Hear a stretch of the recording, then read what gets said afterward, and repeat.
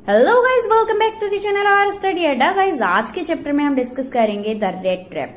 Guys, इस chapter में एक पुअर मैन की स्टोरी बताई गई है जो कि रेड ट्रैप सेल करता है, इसीलिए हम उसको रेड ट्रैप सेलर के नाम से जानेंगे या फिर पेडलर के नाम से जानेंगे।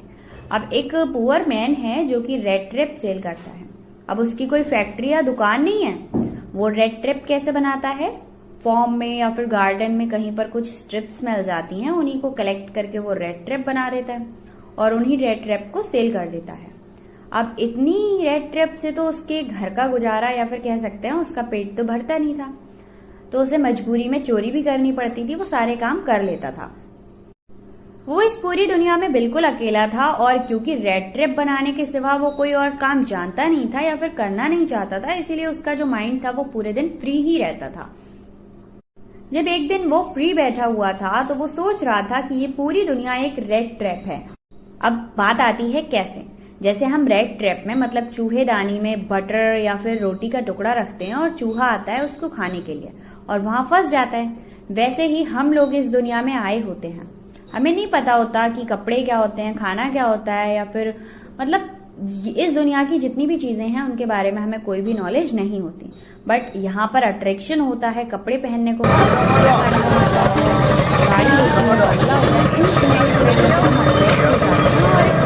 में फंसकर रह जाते हैं। ऐसा रेड ट्रैप सेलर या फिर पेडलर का मानना है।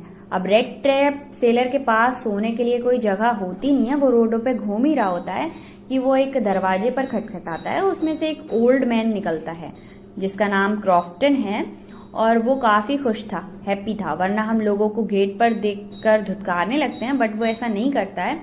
वो उस पेडलर के लिए डिनर बनाता है एंड साथ में स्मोक भी करता है, कार्ड्स भी खेलता है और वो साथ में डिनर करते हैं। पेडलर उस नाइट क्रॉफ्टन के घर पे ही रुकता है और वो ओल्ड मैन उसको अपनी लाइफ के कुछ सीक्रेट्स भी बताता है। शायद उस ओल्ड मैन के साथ कोई और नहीं रहता था, इसीलिए पेडलर के आने से वो बहुत ज्यादा खुश था कि मेरे साथ एटलीस्ट कोई बात करने वाला तो है। वो उसे बताता है कि उसके पास एक काऊ है जो बहुत ज्यादा मिल्क देती है और उसकी वजह से ही उसे कल 3 कोरोनोज मिले हैं। और इस बात को सुनकर पेडलर को यकीन नहीं होता, क्योंकि वो ड्रिंक और स्मोक किए हुए थे, इसीलिए वो विंडो के पास लटके हुए एक लिफाफा जैसा था कुछ, उसमें से 3 कोरोनोज लाकर उसे दिखाते हैं और वापस से वहीं पर रखाते हैं। पेडलर शॉक था कि एक ओल्ड मैन के पास इतना ज्यादा मनी कैसे है और वो इतनी मेहनत कैसे कर लेता है। फाइनली वो दोनों सो जाते हैं और सुबह क्रॉफ्टन यानी उस ओल्ड मैन को जल्दी उठना था क्योंकि उसे अपने काऊ का मिल्क भी निकालना था। अब क्रॉफ्टन का घर था और क्रॉफ्टन अपने घर में पेडलर को अकेले छोड़ के जा नहीं सकता था, इसीलिए मजबूरी में पेडलर को भी जल्दी उठना पड़ा। दोनों उठते हैं, क्रॉफ्टन उससे गुड बाय कहते हैं और पेडलर चल देता है। क्रॉफ्टन अपनी काऊ का मिल्क निकालने के लिए चला जाता है कि तभी पेडलर फिर से वापस आता है और उस विंडो के पास जाता है जहां पर कोरोनोज थे। अब उन कोरोनोज को चोरी करने के लिए वो विंडो का कांच तोड़ता है और उस रैपर से कोरोनोज को निकालकर रैपर ऐसे ही रख देता है ताकि क्रॉफ्टन को लगे कि यहां से कोई भी चोरी नहीं हुई। अब क्योंकि उसने चोरी की थी तो उसे ऐसा लग रहा था कि मैं लोगों के बीच में जाऊंगा तो शायद पकड़ा जाऊं। मैं इन कोरोनोज को लेकर जंगल में चला जाता हूं ताकि मुझे कोई पकड़ ही ना पाए। वो जंगल की तरफ चलने लगा और जंगल में जब वो गया तो आगे बढ़ता, एक रास्ता कंप्लीट करता, फिर से वो वहीं आकर खड़ा हो जाता। मतलब वो जंगल के चक्रव्यूह में फंस चुका था। वो फॉरेस्ट में इतनी बुरी तरह से थक चुका था, वो बार बार जाता आता वहीं फंस चुका था। अब उसे वो बात याद आती है कि मैंने कहा था ये दुनिया एक रेड ट्रैप है और वो खुद एक रेड ट्रैप में फंस चुका था। वो इतना ज्यादा थक चुका था कि वो जमीन पर लेट गया। वो जमीन पर लेटा कि तभी उसे कुछ आवाजें सुनाई दी और उसने देखा तो उसके पास कहीं दूर आयरन मिल थी। आयरन मिल का साउंड बहुत ज्यादा तेज रहता है, उसमें आयरन की बहुत सारी चीजें बनाई जाती हैं और मैन्युफैक्चरिंग हो रही थी। गाइस, जैसे ही वो आयरन मिल में एंट्री करता है उसे थोड़ी सी गर्माहट महसूस होती है क्योंकि उसकी बॉडी बहुत ज्यादा भीगी हुई थी, तो आग से उसे थोड़ी राहत मिलती है कि तभी वहां पर आयरन मिल का मास्टर आकर खड़ा हो जाता है और पूछता है भाई कौन हो, क्या है। वो सारी चीजें बताता है कि भाई मुझे थोड़ी सी गर्माहट की जरूरत है, बहुत ज्यादा ठंड लग रही है। और आयरन मिल का जो मास्टर होता है वो उसको परमिशन ग्रांट कर देता है। वो एक कोने में जाकर लेट जाता है और थोड़ी राहत महसूस करता है। कि तभी आयरन मील मास्टर इंस्पेक्शन के लिए आ जाता है और देखता है। क्योंकि आयरन मील में बहुत ज्यादा रोशनी थी नहीं, इसीलिए उसे मिसअंडरस्टैंडिंग हो जाती है कि जो रेड ट्रैप सेलर है वो उसका कोई पुराना फ्रेंड है। क्योंकि वो आर्मी में था तो उसे ये लगा कि शायद ये जो बंदा है सामने वाला ये मेरी ही रेजिमेंट का है, और रेजिमेंट से निकलने के बाद इसकी ये हालत हो गई है। रेड ट्रैप सेलर भी इस कंफ्यूजन को क्लियर नहीं करता, क्योंकि उसे कहीं ना कहीं लालच होता है और ज्यादा कोरोनोस का, या फिर कुछ हेल्प कर देंगे। अब इस कंफ्यूजन को ना क्लियर करने के बाद आयरन मील मास्टर कहता है आप मेरे घर चलिए और फिर एंजॉय करेंगे अपने लोग। बट रेड ट्रैप सेलर मना कर देता है, क्योंकि उसे पता होता है मैं यहाँ पर गलत हूँ और मैं घर जाऊंगा तो फिर से फंस जाऊंगा, जैसे पिछली बार 30 कोरोनोस लेने के जुर्म में फंसा हूं। मैं पहले से ही इस दुनिया के रेड ट्रैप में फंस चुका हूं और अब मैं और ज्यादा नहीं उलझना चाहता। आयरन मील मास्टर अपने घर चले जाते हैं और अपनी बेटी को भेजते हैं उन्हें मनाने के लिए। इस टाइम पे रेड ट्रैप सेलर अपने मुंह पर कैप रखकर सो रहा होता है कि तभी उनकी बेटी एडला विलियमसन आती है। वो अपने साथ एक वर्कर को लेकर आती है जिसके हाथ में सूट होता है, और क्योंकि आयरन मील मास्टर को ये यकीन था कि उसकी बेटी जो है वो लोगों को आसानी से मना लेती है, इसीलिए उसने अपनी बेटी एडला को यहाँ भेजा था। वो एडला रेड ट्रैप सेलर के सिर से कैप हटाती है और कहती है आप हमारे घर चलिए। वो बहुत ज्यादा रिक्वेस्ट करती है, बट रेड ट्रैप सेलर नहीं मानता है, और बहुत ज्यादा रिक्वेस्ट करने के बाद वो मान जाता है और एडला कहती है एटलीस्ट आप क्रिसमस तो हमारे साथ सेलिब्रेट कर लीजिए। जैसे ही एडला उसको घर लाती है उसके फादर खुश होते हैं कि हाँ ये ले तो आई, बट कहीं ना कहीं एडला को यकीन नहीं था कि वो मेरे पापा का फ्रेंड है। उसे यकीन था कि ये कोई चोर उचक्का ही है, बट फिर भी वो कुछ नहीं कहती, अपने फादर से कहती है कि मुझे यकीन नहीं ये आपका फ्रेंड है। फिर उसके फादर कहते हैं कि तुम इसे अच्छे कपड़े पहनाओ, ब्रेकफास्ट कराओ और इसके बॉडी को क्लीन कराओ, फिर देखना ये कितना अच्छा लगेगा और ये मेरा दोस्त ही होगा। सारे काम किए जाते हैं, उसकी सेविंग वगैरह क्लीन कराई जाती है और एडला अपने फादर का ही एक न्यू कोट उसको देती है, पहनाती है एंड उसको ब्रेकफास्ट कराती है।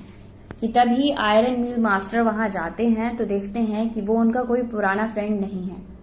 उन्हें कुछ रोशनी कम होने की वजह से उन्हें धोखा हो गया था, और वहीं पर जो पैडलर होता है यानी रेड ट्रैप सेलर वो भी बता देता है कि हाँ मैं आपका कोई फ्रेंड नहीं हूं।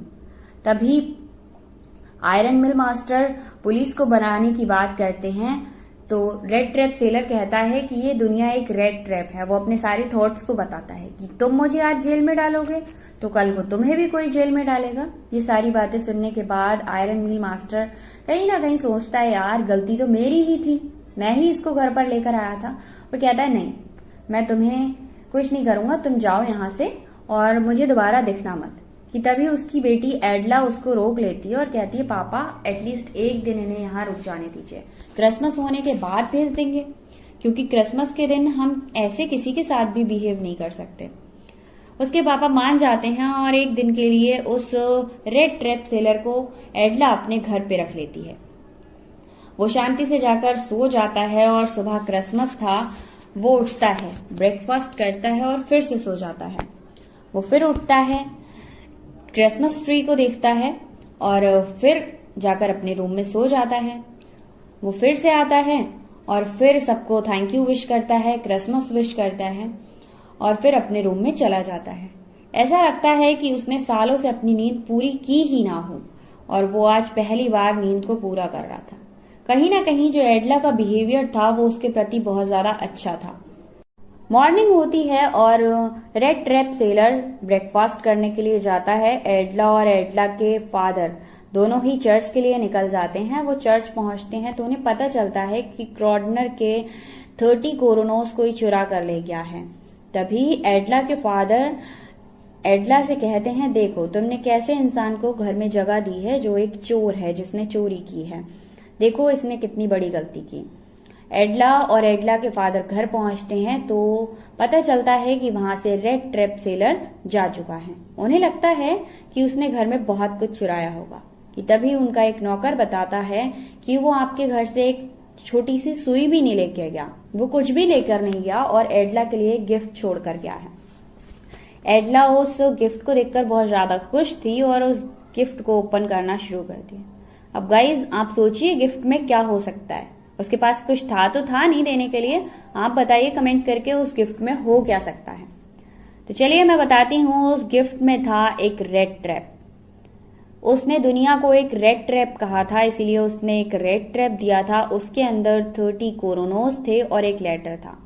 उस लेटर में लिखा था थैंक यू एडला, आज मैं जो भी हूँ तुम्हारी वजह से हूँ और तुमने मेरे साथ कभी भी बुरा बिहेव नहीं किया। तुमने ऐसा ही बिहेव किया जैसे मैं तुम्हारे पापा का बहुत अच्छा दोस्त हूँ और तुम्हारे बिहेवियर की वजह से ही शायद मैं इस दुनिया के रेड ट्रैप से बच सका हूँ।